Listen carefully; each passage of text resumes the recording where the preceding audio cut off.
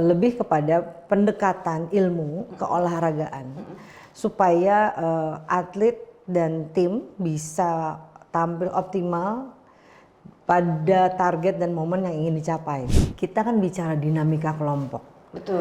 Itu yang satu orang ngambek, dampaknya bisa kemana-mana gitu. Bisa kemana-mana. Dan salah satu keberhasilan Coach Fahri pada saat dia menghandle sepak bola di usia remaja 16 tahun itu, karena kuncinya adalah bagaimana dia ngatur kamar tidur. Sebenarnya pelatih yang baik adalah mereka adalah orang-orang yang tahu persis bahwa seberapa besar anak-anak yang mungkin belum kelihatan potensinya, tanda kutip, bisa menjadi keluar potensinya di momen yang mereka butuhkan. Saya percaya energi yang dibawa oleh timnas panjat tebing yang dinakodai oleh Coach Hendra itu akan menjadi lebih dari hanya sekedar juara Olimpiade.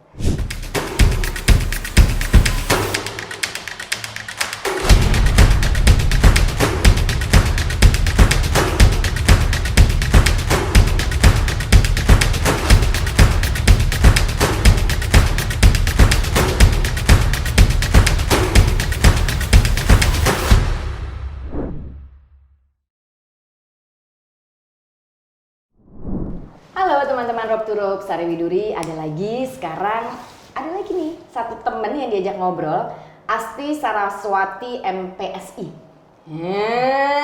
Apa kabar? Hai, baik. Rambut oke? Terima kasih. Kayaknya baru ya warnanya ya? Iya, karena sudah banyak ubahan, jadi harus di cover sedikit. Kasih cover sedikit dengan warna-warna. Jadi Asti ini adalah seorang psikolog, tepatnya adalah psikolog di bidang olahraga gitu ya. Nah, udah lama banget gue gak ngobrol sama Asti, tapi pengen tahu sebenarnya kenapa sih memilih bidang olahraga dari psikolog lo ini? Mungkin awalnya antara kejebak dan gak kejebak ya. Jadi mungkin berawal daripada saat masih sarjana, waktu bikin skripsi kan memang bikin skripsinya tentang pendaki gunung. Nah, terus abis itu karena berkaitan dengan olahraga dan sebagainya, kemudian jadi diajak sama dosen untuk megang beberapa cabang olahraga, jadi asisten untuk penelitian di angkat besi, terus ada di golf dan sebagainya. Akhirnya malah jadi kecemplung beneran gitu. Berawal memang dari ikut PON Palembang tahun 2004 dan akhirnya sampai sekarang, berarti ya begitulah kira-kira. Seorang psikolog kalau kita tahu kan ngomongin konseling, ngomongin psikis gitu kan ya. Tapi kali ini nih Asti ini di bidang olahraga dan juga sport science. Nah, sekarang ini nih lo lagi sibuk apa nih? Ya, kalau sekarang sih lebih banyak di sehari-hari itu memang di sebuah sekolah sepak bola di Senayan, namanya Asiana Soccer School. Di situ ada sekitar 100 siswanya dari kelahiran 2008 sampai 2012. Memang peran psikologi di usia dini dalam perkembangannya lebih kepada membangun dan melatih mereka untuk menguasai aspek mentalnya mereka sendiri. Jadi bagaimana kita bikin program bekerja sama dengan pelatih untuk anak-anak ini secara mandiri bisa meregulasi emosinya mereka, bagaimana mereka bisa memahami apa sih rasanya saya lagi sedih nih habis kalah, saya habis menang, dan bagaimana mereka juga memanage perasaannya mereka untuk segera bangkit lagi, dan ya kira-kira seperti itu. Selain itu juga di tim nasional panjat tebing kebetulan sudah bersama dengan Coach Hendra Basir dari tahun 2013 dari waktu di DKI, dan sekarang lagi bantuin lagi untuk sepak bola di SEA Games besok 2023. Oh, jadi ada beberapa cabang olahraga juga sebenarnya. Nah, kalau bicara mengenai sport psikologi atau psikolog olahraga gitu ya, metodenya tuh apa sih sebenarnya? Kan kalau kita bicara atau kita lihat bahwa kalah menang, tapi kan di belakang itu kan juga bukan hanya tim itu kan dari masing-masing orang, artinya disitulah Asti nanti juga mengelola masing-masing person itu ya. Nah, Metodenya itu apa? Katanya kan tadi sempat ngobrol mengenai sport science. Sport science itu apa sih sebenarnya? Sport science itu sebenarnya adalah ilmu secara awam, mohon maaf kalau salah, dikoreksi. Jadi lebih kepada pendekatan ilmu keolahragaan supaya atlet dan tim bisa tampil optimal pada target dan momen yang ingin dicapai. Misalnya contoh targetnya apa sih? Apakah Olimpiade, apakah ada di SEA Games atau Asian Games dan sebagainya, dan itu berkala. Dan kalau kita bicara hierarki tertinggi dari semua olahraga adalah kita bicara Olimpiade. Dan walaupun menuju Olimpiade itu ada SEA Games setiap 2 tahun sekali, habis itu ada Asian Games juga 4 tahun sekali. Nah itu adalah juga bagian dari proses menuju Olimpiade itu sendiri. Jadi bagaimana tim pelatih itu membuat program latihan yang sering kita sebut juga dengan periodisasi latihannya. Ini targetnya kita mau ke sini nih. Ini kita harus ngapain aja ya? Per hari, per bulannya, per tahunnya, 3 bulan pertama, 3 bulan selanjutnya. Ya hampir sama kayak kalau di perusahaan gitu kan. Kita yang waduh nih targetnya tahun depan saya harus dapat penjualan sekian nih. Berarti saya harus ngapain sih per bulan? Kira-kira seperti itu. Artinya berkala secara KPI-nya juga mesti dilihat ya. Nah, artinya kalau ngomongin sport science itu bukan hanya atletnya saja, tapi juga pelatihnya dan yang lain-lain. Itu apa aja? Jadi kalau misalnya yang harus difahami dulu, kalau di olahraga itu mataharinya adalah ya pelatih kepalanya. Kalau misalnya di panjat tebing itu ya coach Hendranya. Nanti sebagai nahkoda kapalnya gitu, ini mau dibawa kemana nih targetnya kita gitu. Kebetulan saya di panjat tebing itu kan saya bersama Stephen Halim, dan dari tim medisnya itu ada Dr. Sofia, Dr. Devina, terus dari tim sport mashernya itu recovery mashernya ada Hasan dan ada Maya. Jadi apa yang kita lakukan itu sesuai dengan program yang sudah dikasih sama Coach Hendra. Jadi kayak misalnya Coach Hendra tuh udah kasih tahu bahwa oke, liburnya di hari apa, psikolog masuk ke hari ini. Di medisnya nih hari apa, datangnya di hari ini gitu loh. Kecuali memang ada kasus-kasus darurat tertentu yang memang harus datang. Itu pun sekarang banyak yang bisa lewat online atau apa dan sebagainya. Tapi sport science itu sendiri kita tidak bisa bekerja melampaui program pelatih. Kita harus selalu on the track nih sama Coach Hendra. Melampaui program pelatih, artinya mesti bareng tuh ya. Ya harus bareng banget, dan kita harus mengikuti ini arahnya nih mau kemana nih. Kayak misalnya untuk tahun 2023 gitu ya, di psikologi fokusnya di sini ya, karena yang ini akan mau ini, yang ini. Oh oke gitu. Jadi kita ngikutin. Jadi kalau ini gue nangkepnya ya, kalau sport science artinya kan memang satu program yang besar, program yang besar dan memang melibatkan banyak orang lah ya, banyak ahli di situ ya. Termasuk ada gizi juga. Terus ada mungkin pada beberapa cabang olahraga juga ada ilmu biomekanik, terus biomekanik. Apa ya, aku takut salah ini terjemahan, tapi berkaitan dengan potensi gerakan tubuhnya itu sendiri. Jadi terus ada juga dengan ilmu lain kayak recovery-nya tuh harus kayak apa sih. Jadi program preventifnya gimana supaya nggak cedera. Jadi nggak cuma udah cedera terus datang ke dokter, tapi gimana sih? Kayak misalnya mungkin teman-teman kayak Coach Hendra juga bilang ini harus ada recovery-nya. Pokoknya cedera nggak cedera ya dia harus ada massage rutin dan sebagainya. Karena itu adalah program yang memang berkesinambungan menuju si performanya itu sendiri. Kemarin saya sempat ngobrol sama Coach Hendra. Memang Coach Hendra tuh memang orangnya ini banget ya, detail gitu kan. Artinya ketika kemudian program itu dibuat, goals itu dibuat, kan ada jadwal-jadwal yang psikolog masuk kapan, ini masuk kapan gitu kan. Kalau memang tidak tepat, rasanya itu juga harus. Jadi maksudnya gue ngebayanginnya ketika di awal membuat program itu tuh memang melibatkan semuanya, memang harus ketok palu, disiplin dikerjakan gitu. Nah sejauh ini sih Selain panjat tebing tuh olahraga apa yang sudah melakukan sport science ini? Ya kalau di dulu waktu sempet di atletik ya mungkin juga hampir sama. Cuma karena kalau di atletik itu kan kendalanya kan nomor pertandingannya kan ada banyak sekali. Banyak banget. Ada sprint lain lagi, ada lompat gawang lain lagi, ada maraton lain lagi gitu. Jadi karena kita juga tidak terlalu banyak pasukan tim psikologinya, jadi ya realistis aja, lebih kepada konseling sebatas itu kebanyakannya. Tapi kalau misalnya kayak di sepak bola, kebetulan waktu 2018 kan saya dampingin coach Fahri Husaini.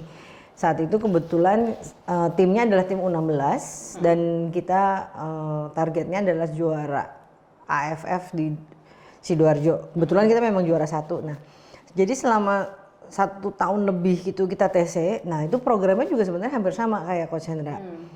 Ini kita mau ngapain nih? Mana yang mau dirapihin duluan? Jadi kayak misalnya Coach Fahri itu bisa bilang, Bu Asti ini 1 bulan pertama, tolong handle yang anak-anak cadangan. Ini dikejar dulu nih. Yang anak-anak yang udah bagus didiemin dulu, fokus dulu di anak-anak cadangan. Nanti habis itu ada evaluasi, kemudian diganti lagi. Oke, ini harus diganti mana? Ini ganti terus gitu. Dan uniknya adalah pada saat kita bicara olahraga bergu, kita kan bicara dinamika kelompok. Betul. Itu yang Satu orang ngambek, dampaknya bisa kemana-mana gitu. Bisa kemana-mana. Dan itulah kenapa kalau saya mungkin boleh share salah satu keberhasilan Coach Fahri pada saat dia menghandle sepak bola di usia remaja 16 tahun itu. Karena kuncinya adalah bagaimana dia ngatur kamar tidur. Jadi tidur kan berdua. Jadi pada saat di internal game dia bisa bilang, ini kayaknya backnya nggak kompak nih sama midfieldernya. Bu Asti nanti malam dibikin sekamar ya. Oke siap. Jadi malam pengumuman lagi. Oke, tukar kamar lagi. Ya mungkin anak-anak ngapain sih tukar kamar lagi, kan tidur sama siapa aja bisa aja. Tapi Coach Fahri itu punya pemikiran yang berbeda. Latihan itu cuma 2 jam. Kalaupun latihan sehari 2 kali itu kan cuma 4 jam. 20 jamnya akan dia habiskan bersama teman sekamarnya. Betul. Ngobrolin apa aja di dalam kamar itu kan kita nggak tahu. Abis itu dia mau kabur kek, mau nggak di kamar itu tuh urusan nanti. Tapi setidaknya mereka seperti disetting untuk dipaksa ngomong di dalam, dipaksa untuk berinteraksi. Sehingga pada saat hampir setahun TC itu pas puncaknya kita di AFC Piala Asia, dia udah ngatur kamar tidur sesuai dengan posisi. Starternya kita ketemu siapa nih, ini siapa nih, nah strikernya sama yang wing kanan, yang di wing kirinya sama yang belakang, jadi udah teknis banget. Jadi memang bagaimana kita ngakalin di luar latihan itu yang pun juga yang menjadi penting. Dan ini juga yang dilakukan oleh Coach Hendra sebenarnya. Latihan memang ada, tapi kan kenapa harus ada TC sih? Kenapa anak-anak harus dikumpulin? Kenapa sampai sedetail itu? Makan di meja makan itu benar-benar harus bareng, harus rapi, sama-sama naruh piring, sendok apa segala macam. Jadi memang justru menurut saya hal-hal sepele di luar latihan itu adalah hal yang membangun aspek psikologisnya itu sendiri. Jadi bukan kita jadi psikolog datang simsalabim jeng-jeng dia jadi pede gitu, enggak gitu. Tapi bagaimana perilaku dari kelompok itu yang dikontrol sepenuhnya oleh pelatih kepala itu yang membangun karakter tim. Nah, kalau bicara mengenai olahraga, dia memang olahraga bergu ya. Kalau panjat tebing enggak bergu kan, tapi tetap dengan tim. Iya, betul. Nah, ini beda dong. Apa seorang psikolog ini Asti melakukan pendekatannya? Kalau di panjat tebing, Coach Hendra sudah membuat, kemudian ada berapa sih? Ada leads dan speed ya. Speed ya. Nah, ini pun kan orang-orangnya berbeda, punya karakter yang berbeda nggak sih anak-anaknya sehingga menentukan atau mungkin memilih dan bagaimana memaintain karakter untuk teman-teman di pemanjat ini. Kalau kita lihat dari kilas balik dari awal seleksinya, itu kan memang seleksinya itu memang semua dilakukan oleh Coach Hendra-nya itu sendiri. Iya. Dia yang harus menentukan siapa yang masuk mana dan siapa yang masuk mana. Psikologi tes itu lebih kepada profilingnya. Oke. Kita, saya dan Steven, kita tidak mau dan kita tidak menyarankan bahwa tes psikologi itu pada atlet akan mempengaruhi seleksi. Iya. Karena apapun yang paling tahu atletnya, yang paling tahu adalah pelatihnya. Pokoknya pelatih masuk, Dokter Sofia masuk ini. Karena mungkin kalau bicara medis itu kan ada perhitungan tertentu kan dari penyakit dan sebagainya. Udah pokoknya urusannya dia. Kita itu ya udah terakhir. Artinya kalau misalnya memang atlet ini memang harus banget main di tim. Dan mungkin hasil tesnya itu tidak sesuai dengan standar. Nah disitulah peran kita. Gimana caranya kita ngakalin, kita bikin supaya anak ini bisa beradaptasi di dalam tim untuk tahun berapa. Itulah program-program yang lu buat. Betul. Gitu ya. Jadi kayak misalnya di SEA Games ini besok, kebetulan saya kan sama Coach Indra Safri. Dia ada targetnya, oke. Ini targetnya buat apa nih psikotes? Tanggal SEA Games itu bulan Mei. Kalau anak ini memang nggak bagus, belum bisa buat SEA Games, ya nggak apa-apa, itu urusan kami. Tapi saya mau ini main buat di Asian Games nih, bulan September. Bisa di-maintain nggak? Gitu loh. Jadi kita itu jadi tahu, oke, ini mana yang harus di keep, mana yang harus di ini, mana yang first thing first aja untuk sesuai dengan kebutuhan timnya. Dan itu adalah gunanya aspek psikologi itu sendiri. Jadi kita bisa mapping nih potensinya nih anak mau dibawa kemana atau apa. Dan sebenarnya pelatih yang baik adalah mereka adalah orang-orang yang tahu persis bahwa seberapa besar anak-anak yang mungkin belum kelihatan potensinya tanda kutip bisa menjadi keluar potensinya di momen yang mereka butuhkan. Itu kan bukan instan ya? Betul.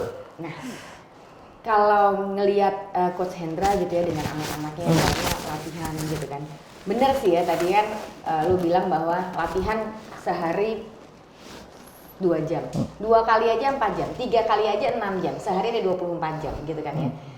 Dia diisi dengan entah ngobrol, entah overthinking, entah segala macem, pasti berpengaruh ya. Itu kalau ngomongin panjat tebing deh, panjat tebing tuh anak-anaknya usia berapa sih? Yang untuk nomor lead itu banyak kan dari memang usia remaja, dan untuk yang nomor speed memang lebih dewasa karena usia paling senior itu kan ada Aspar, ya kan di usia 30-an. Nah itu persoalannya apa aja sih? Maksudnya banyak. Seru kayaknya ya gitu, cuman kan lu dan Steven kan pasti berkala gitu kan ya, dan belum lagi yang muncul persoalan-persoalan remaja gitu tuh dihadapi nggak sih di sini?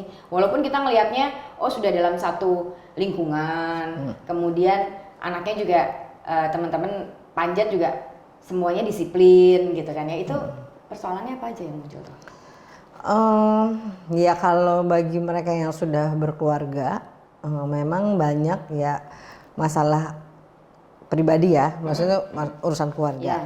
Kalau memang yang masih sekolah, dia biasanya tuh urusan sekolah, terus urusan pertemanan dan sebagainya. Tapi sebenarnya yang kita garis bawahi adalah bagaimana mereka semua menyadari potensi-potensi masalahnya dan bagaimana mereka bisa secara mandiri meregulasi emosinya mereka. Bagaimana mereka secara mandiri bisa memanage keinginan, rasa impulsifnya dan sebagainya, pengen ini pengen itu, tapi ini sesuai dengan kebutuhan saya nggak sih sebagai atlet. Dan itulah kenapa seleksi di awal itu Coach Hendra itu sangat ketat sekali, semua pakai wawancara dan benar-benar diajak diskusi dari pelatih-pelatihnya yang megang sebelumnya. Karena memang pada saat kita udah berkomitmen untuk nyemplung, sebenarnya ya udah nyemplung. Tapi seleksi di awal itu menjadi sangat ketat. Jadi memang kita benar-benar nggak boleh sembarangan milih. Ya. Nah, kemudian tuh kayak bagiannya psikolog juga ketika kemudian goal setting di awal sudah disepakati nih ya. Entah apa gitu kan ya aimnya di ujung nanti. Tapi kan tengah-tengah kan kemudian entah dia rasanya apa ya persoalannya nggak tahu sih, gue kebayangnya cuman mungkin bosen latihan, mungkin ngerasa kok gue yang kepengennya minggu depan aja, atau bulan depan sudah begini, ngelihat teman sebelah kayaknya sudah lebih duluan.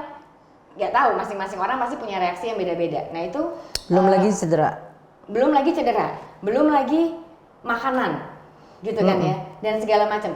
Mungkin tadi lu bilang ada dokter, ada massage, ada segala macam yang memang secara rutin. Tapi kan kembali lagi kalau memang ada rasa bosen, ada rasa entah ya mungkin kebayangnya kangen kampung gitu ya. Iya. kepengen banget malas-malasan di rumah gitu loh kan. Nah itu programnya psikolog di Panjat Tebing tuh gimana? Berkala setiap kali ketemu atau gimana tuh? Yang pasti adalah kita harus menyadari dan mengakui bahwa kejenuhan itu adalah sesuatu hal yang wajar. Homesick itu udah pasti.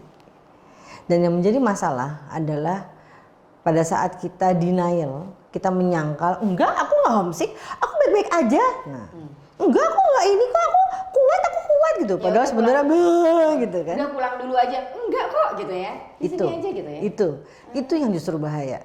Nah inilah yang dilakukan Coach Hendra, bahwa ada program prevention programnya. Jadi sebelum dia meledak di momen-momen tertentu, dia memang sudah menjadwalkan siapa yang memang harus istirahat, siapa yang harus ditarik, siapa yang harus ini itu.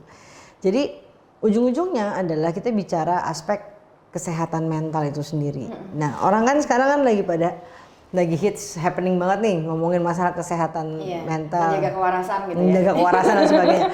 Jadi kenapa kelihatannya program dari sport science itu kayaknya ribet? Sebenarnya kita melakukan program-program preventif supaya hal-hal yang tidak diinginkan itu muncul. Jadi sebelum dia bosen, kita bikin apa dulu nih? Kita bikin aturan apa sih supaya anak-anak ini tetap bisa terjaga kewarasannya. Walaupun nggak pengen keluar, tapi kan kadang udah kamu keluar aja deh kemana kayak ke Indomaret lah atau apalah pokoknya yang kayak gitu-gitu gitu. Jadi memang kelihatannya kayaknya sederhana, tapi kadang hanya sekedar kita mencari minimarket aja itu juga salah satu bentuk healing emosi yang mungkin apakah walaupun nggak harus selamanya signifikan tapi keluar dari rutinitasnya itu sebenarnya yang bisa membuat emosi kita harapannya menjadi lebih stabil. Nah, caranya Asti dan tim gitu ya untuk melihat bahwa ini atlet yang satu ini sudah sampai di ambang harus bagaimana gitu kan. Itu kan pasti ada ya hitung-hitungannya. Itu seminggu sekali ya Asik ketemu ya atau? Iya ketemu mereka ya bisa seminggu sekali atau seminggu 2 kali juga. Tapi yang pasti mata pertama yang melihat anak-anak itu adalah pelatih ya. Ya jadi memang dia udah tahu nih ini anak-anak nih kayaknya ini lagi bosen lah atau apa gitu kan. Walau paling sederhana gitu. Kayak lagi program Ramadan. Ada harinya kita tarawehnya di hotel, ada harinya kita tarawehnya di masjid. Mungkin kelihatannya buat orang ya emang jadwalnya aja gitu, tapi sebenarnya bukan itu. Bagaimana kita keluar dari rutinitas, kadang di hotel, kadang di masjid, itulah yang membuat menjadi dinamikanya tuh jadi jalan. Jadi nggak gitu terus. Iya. Di masjid walaupun juga nggak terlalu jauh kan, cuma ada proses siap-siapnya, bareng-barengnya, proses kesananya. Beda sama pada saat kita di hotel, tapi di hotel terus juga mungkin dipindah ya pinter-pinternya kombinasi aja. Dan itu menurut saya salah satu kelebihannya dari Coach Hendra karena dia sangat peka dalam situasi ini. Dia tahu nih, wah nih kayaknya mau diinin dikit deh, tiba-tiba walaupun kadang-kadang ayo kita main paintball. Oh, oke. Yang kayak gitu-gitu gitu. Mungkin buat orang lain ngapain sih main paintball, tapi buat pelatih ini penting. Walaupun hanya sekedar main paintball, tapi nggak cuma main paintball doang sebenarnya. Nah, kemudian ini kan masalah rutinitas ya, masalah goals. Apalagi kan kita mau olimpiade nih, pastinya panjat tebing juga akan mengirimkan beberapa atletnya. Mau ke olimpiade aja kan ada beberapa proses ya, ada pra olimpiade, ada apa. Nah itu dari sisi psikologinya sendiri ada program nggak untuk tetap goalsnya ke sana, menang nih atau apa gitu? Yang pasti adalah program ini sudah kita jalanin dari 2020 untuk 2024. Jadi memang apa ya, kalau Beatles bilang long and winding road banget nih. Dan itulah kenapa sebenarnya di tahun 2023 dan 2024 ini kami lebih kepada pendampingan. Karena udah digeber di kemarin. Udah kebentuk nih ya 2020 udah mulai. Dan sudah didiskusikan terus-terusan oleh tim pelatih. Artinya yang harus dikuatkan itu kan sebenarnya adalah goal settingnya. Kita ini semua di sini nih sama-sama mau kemana sih? Kita sama-sama mau ke olimpiade. Oke, kalau kita memang mau di olimpiade, maka kita siap nggak berkomitmen untuk ini? Disiplin profesinya kita sebagai atlet, kemudian mau apa? Membagi antara keinginan dan kebutuhan. Ya, seperti tadi yang kita diskusikan, pada saat hujan, waduh kayaknya mie instan pakai cabai rawit sama saus sama telur setengah matang enak nih. Rasanya ingin sekali. Tetapi kebutuhan saya sebagai atlet ini apa? Adanya saya dikasihnya sama ahli gizinya mungkin misalnya salad, walaupun Caesar saladnya nggak pakai keju ya Cin gitu kan. Tapi ini dua hal yang sangat berbeda gitu. Nah balik lagi, kita mau melihat itu menjadi penderitaan kah atau bukan, sangat tergantung dari persepsi kita melihat saya tujuannya di sini nih ngapain. Nah itulah yang lu buat programnya supaya persepsi arahnya itu tetap ada di situ ya. Dan memastikan bahwa semua kita ini sama-sama di dalam perahu yang sama. Nggak cuma kamu doang loh yang pengen makan mie instan itu gitu kan, walaupun baunya sedap-sedap gitu ya gitu. Kan semuanya kan juga mau. Oke, sekarang kita sama-sama ini nggak sih, dan bagaimana kita memvalidasi keinginan itu. Boleh nggak pengen? Boleh nggak ngidam banget? Boleh, nggak masalah. Mau jadiin mie instannya jadi DP foto juga saking pengennya juga nggak masalah. Tapi eksekusinya gimana? Balik lagi ke situ. Bagaimana kita tidak denial? Kita mengakui bahwa kita ingin, tapi saya mungkin belum bisa nih untuk melakukan itu sekarang. Itu yang menjadi penting. Semakin kita denial, enggak aku nggak pengen mie instan, aku kan atlet hebat gitu. Tapi pas lewat minimarket lihat mie instan langsung ngeces gitu kan. Itu mungkin malah lebih berbahaya dibanding kita yang mengakui, aduh kayaknya pengen nih. Tapi ya udah nggak apa-apa kan, cuma pingin aja. Keinginan itu kan bebas. Kan pingin, belum melakukan apa-apa. Eksekusinya tuh seperti apa? Balik lagi, itu yang harus difahami oleh semua atlet sebenarnya. Memiliki keinginan walaupun dalam hati itu kan hanya di dalam pikiran kita. Tapi reaksinya kan beda-beda, Ti. Iya. Ketika keinginan yang satu denial, yang satu kok lah pokoknya olimpiade ada di depan mata gitu kan ya. Yang satu ya udahlah pasrah latihan ini kan itu juga harus di justru itu perannya kita. Bagaimana kita membuat mereka memahami bahwa kita sadar kita butuh apa nih. Regulasi emosinya, bagaimana kita melatih untuk tidak menyangkal keinginan dan kebutuhannya itu. Dan itu sebenarnya adalah salah satu kunci dari kesehatan mental. Semakin kita banyak menyangkal, semakin kusut. Paling gampang ini, kalau misalnya gue harus diet, gue harus kurus dalam waktu 3 bulan, gue nggak boleh makan donat. Ngelihat donat, enggak, tapi malam-malam tiba-tiba butuh donat, pesen donat sekaligus makan selusin. Jadinya apa? Emotional eating. Berbeda saat kita, aduh gue pengen banget donat tapi gue nggak boleh. Gimana ya? Beliin donat, gak dimakan cuma dicium-cium atau apa. Itu akan berbeda.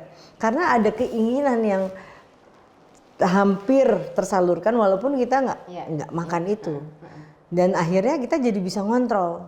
Itu akan berbeda tuh, sehingga pada saat kita tahu kita cuma pengen nyium baunya aja, kita nggak gigit, kita nggak makan, ya jadinya dia bisa melewati masa diet itu dengan berhasil. Iya. Nah, proses-prosesnya sekarang ini kalau di timnas panjat tebing nih, Olimpiade itu berarti ada berapa atlet yang lo tangani bersama Steven tuh? Ya kalau misalnya untuk Olimpiade ini kan memang tim dari khususnya tim speed itu sendiri ya, tim speednya itu sendiri, dan memang dari fase-fase ini kan nanti ada istilahnya tuh masa perhitungan poinnya nanti siapa yang bisa nanti sampai akhirnya masuk ke sana. Kalau kita itu melihat pada Coach Hendra itu bilang bahwa semua berpotensi. Itulah yang kenapa kita betah di dalam tim ini. Jadi Coach Hendra itu walaupun dia tahu, dia udah bisa ngitung siapa-siapanya gitu ya. Tetapi yang namanya probabilitas itu akan terus selalu ada. Dan penting sekali sebenarnya untuk memastikan bahwa mereka yang mungkin tidak masuk dalam hitungan itu terjaga emosinya secara baik, bahwa mereka masih tetap selalu berada di dalam tim itu. Dan masih ada kesempatan gitu ya. Iya, dan ini nah mungkin ya saya nggak tahu ya, tapi mungkin bagi orang lain ngelihatnya ngapain sih orang udah nggak ada potensi masih dipelihara di dalam tim. Ya itu hampir sama aja kayak kita di sepak bola. Ya kita kan tetap butuh anak cadangan. Yang bisa jadi anak cadangan itu malah suatu hari yang malah menjadi pemimpin. Karena ini saya udah pernah ngalamin waktu sama Coach Fahri. Nah, ada kaptennya yang namanya David Maulana, itu dari anak cadangan. Dan sekarang dia bersinar luar biasa gitu loh. Artinya kejelian dan intuisi yang sangat kuat dari pelatih itu yang menjadi pembeda pelatih yang satu dengan pelatih yang lain. Ada faktor intuisi, ada faktor gue nggak tahu ini jadi deh nih anak itu, walaupun entah kapan ini bisa deh. Walaupun metodenya waktu itu sama Coach Fahri, metodenya apa Coach? Ya saya sholat istiqoroh aja malam, habis itu tahajud gitu kan. Habis itu dia dapat ilham gitu. Ya apapun, walaupun ada sainsnya, tapi kita tetap menggunakan intuisi. Tahu aja nih kayaknya strateginya harus berubah nih. Ketemu lawan, aduh nih kayaknya kayak gini, kita ngapain ya? Yang kayak gitu-gitu. Tapi ya tadi ya menarik tuh bicara mengenai cadangan. Istilah cadangan tuh kadang bikin ini nggak sih?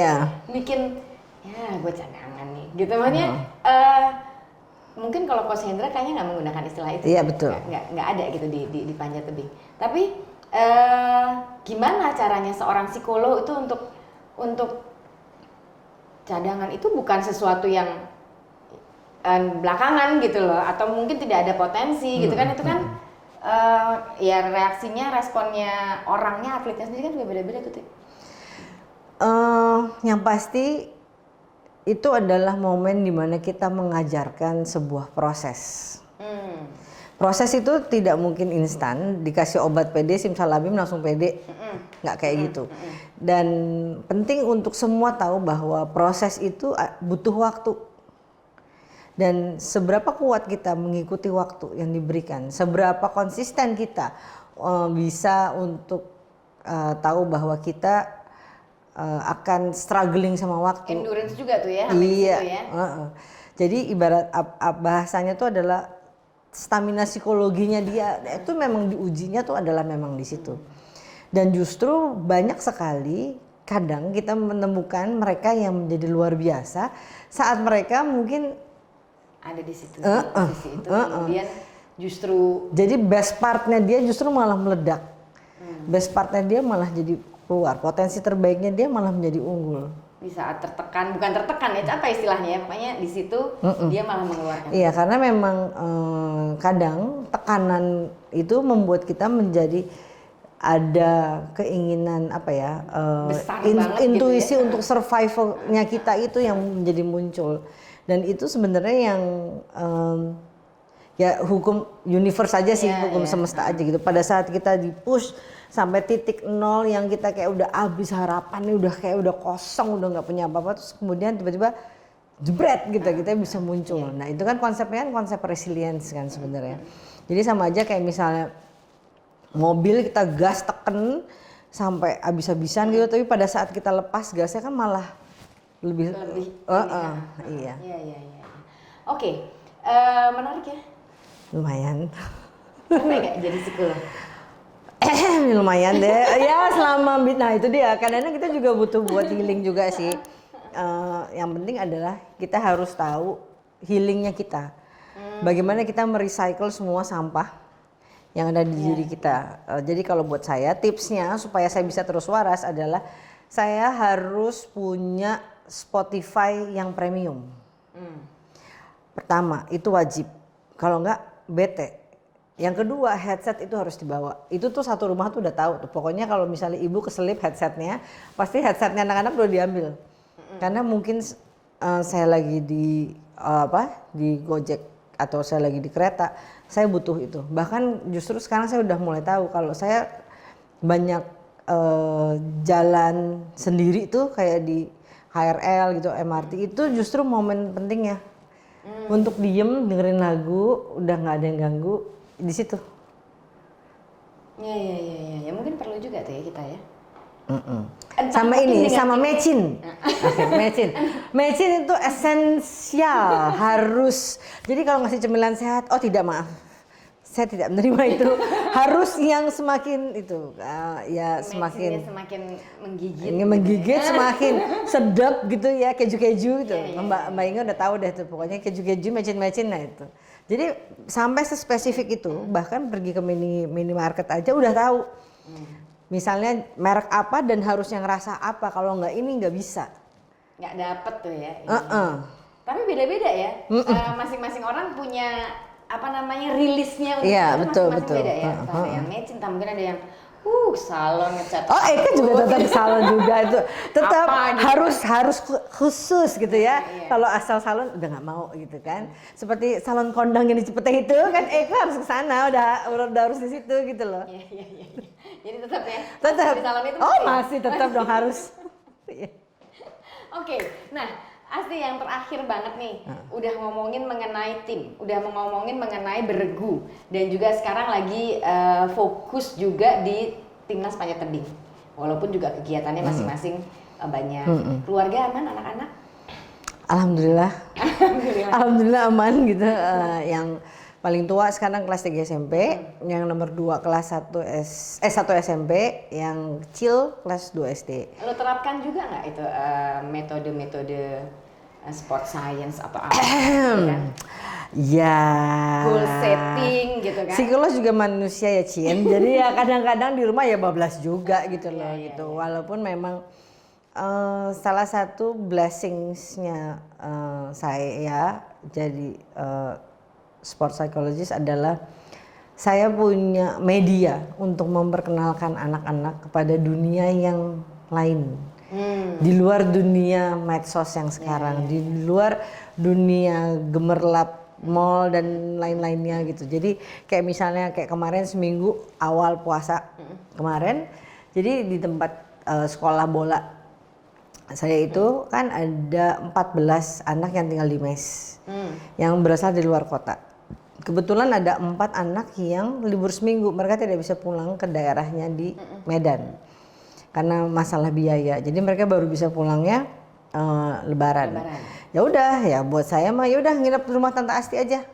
Kebetulan umurnya memang sama anak-anak kelahiran 2008 dan kelahiran 2009. Ada yang 2010 juga.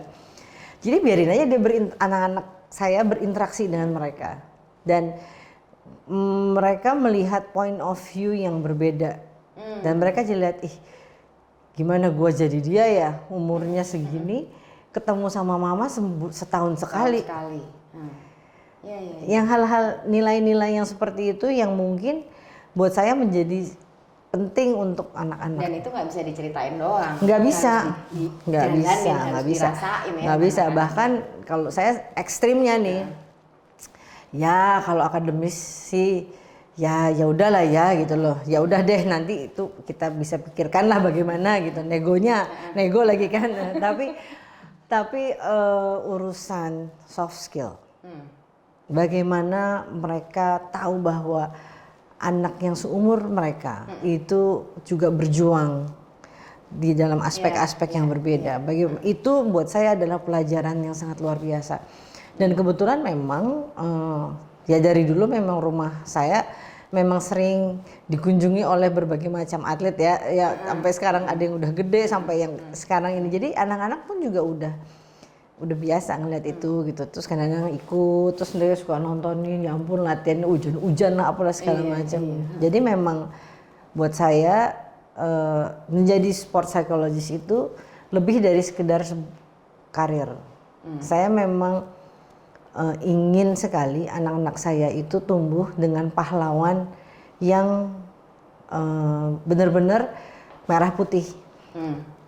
Karena ujung-ujungnya adalah ya kebanggaan pada bangsanya kita aja. Betul. Sih. Bagaimana kita bisa supaya mereka mau senang sama negaranya, kita berjuang untuk kemanusiaan lah dan sebagainya. Walaupun itu prosesnya masih sangat panjang, tapi kan hal-hal kecil ini kan akan menjadi data yang akan mereka ambil nanti pada saat gede. Terserap lah palingnya sedikit-sedikit. Ya, berikut juga dengan seorang ibu psikolog yang memang harus keluar kota, harus pulang dengan kelelahan karena menampung semua persoalan atau ya bukan persoalan lah, cuman ada beberapa yang harus ditangani ya. Itu hal yang luar biasa sih sebenarnya. Ya apalagi kalau kayak kemarin waktu pas lagi ngikutin bola kan sadis, bisa 2 bulan nggak pulang. Iya. Yang ngikutinnya kayak gitu. Pernah berapa lama lo nggak pulang dalam sebuah urusan tim gitu kan ya?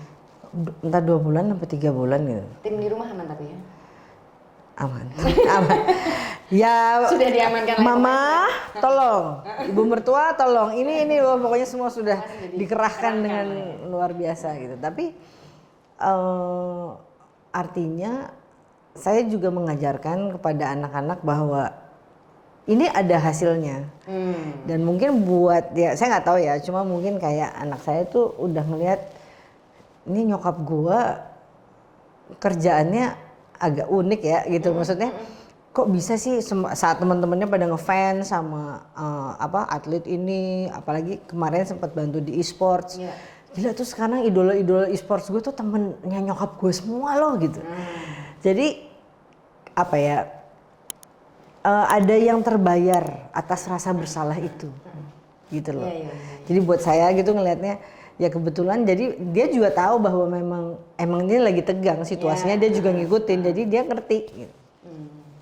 Iya, nah yang terakhir banget nih Ti ya, kayaknya nggak kelar-kelar kita. Nah, benar.